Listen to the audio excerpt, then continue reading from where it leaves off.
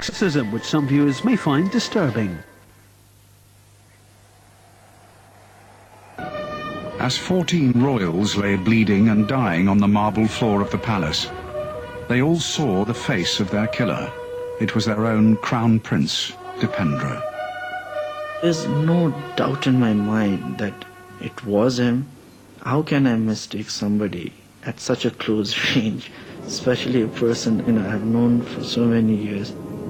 We all were a big question mark. Why us? And we all needed somebody to come and tell us why this happened.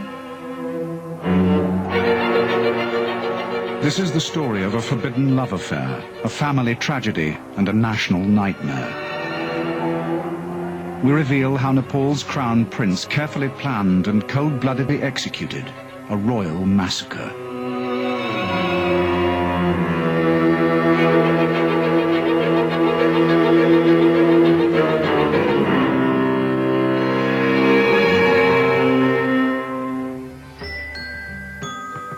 The boy who would grow up to kill his family was born in 1971 into the medieval-style court of one of the last absolute monarchies on earth. It was the grandest rice-feeding ceremony I've ever seen. He was the loveliest little child ever. He was so cute. The little boy's father, Birendra, was devoted to his son, and Dipendra could do no wrong in the eyes of those around him. Nepalis are very aware that this is the next king. And so just about everybody, I suppose, gave him that much more respect ever since he was tiny. In 1975, the 3-year-old Dipendra watched as the world's royalty gathered to pay their respects to his parents upon their coronation. His father, the king, was revered by his subjects as one of Lord Vishnu's incarnations. And Dipendra would grow up knowing that in turn, he too was destined to become a demigod. His parents were keen for the army to play a part in their son's upbringing. I remember seeing during his father's coronation, he was in full military gear and he gave his father a very sharp salute. That was the Crown Prince. That was the future Crown Prince. It was very militaristic.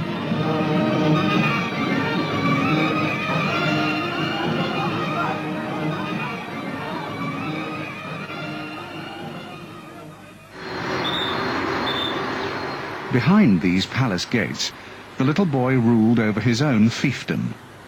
Even his father's top army brass would prove no match for the Crown Prince's strong will. The top of the pond was very slippery, you see, and the Crown Prince started running. And I was afraid that, he might slip and go into the water, you see. So I requested him, Your Royal Highness, don't do it, because you might fall down. But he didn't listen to me. So I said, no, you can't do that, you see. Then he got very annoyed. He said, well, you can't order me, General. General, he said, General, you can't order me.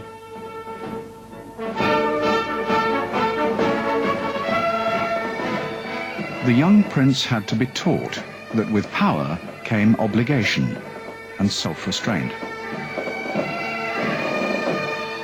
I used to say that the Crown Prince had inherited the best of both parents.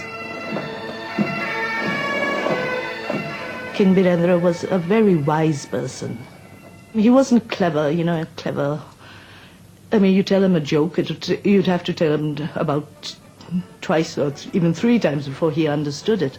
But he was very wise. He tended to be almost like a hermit.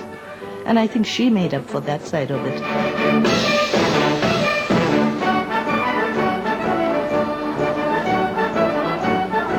She's the one who arranged all the social events, and she's the one who arranged parties. She was very intelligent, very sharp, and she understood something before you were halfway through a sentence.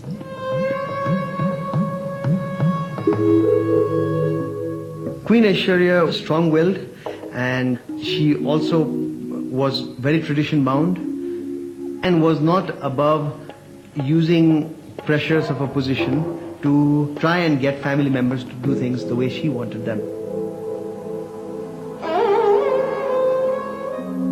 The would-be demigod had inherited many of the Queen's qualities. These similarities would bring mother and son into conflict throughout their lives.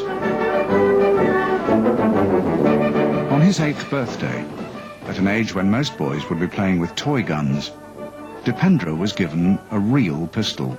All the king's sons, from their childhood, they were sent to a teacher who could teach them the art of war. So art of war comprises, learning of all the weapons. He was exceptionally good shot.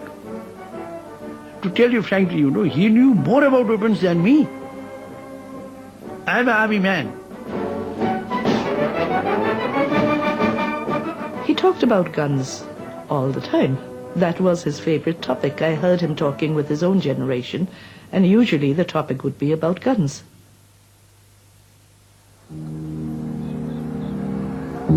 "22 years later, on June the 1st, 2001, the city of Kathmandu was preparing for a Friday evening of traditional family gatherings. 2 days earlier, Crown Prince Dipendra checked how many of his relatives would be attending the royal family's get-together.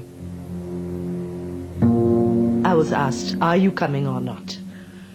Which means it was important to know whether I was going or not. And that I can only think of as he wanted to know how many people would be in the room. The king had placed his son, the Crown Prince, in charge of security, and from the outside, the royal palace seemed well protected against surprise attack, with military police guarding its perimeter. However, each Friday, as Dipendra knew, the king's bodyguards were dismissed so the family could relax in private. I could see His Royal Highness Crown Prince Dipendra.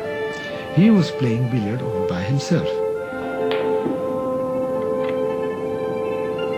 His Royal Highness was very kind to ask me if I would like to have something to drink. And I said, well, I'd like to have a famous grouse Scotch whiskey, which was there.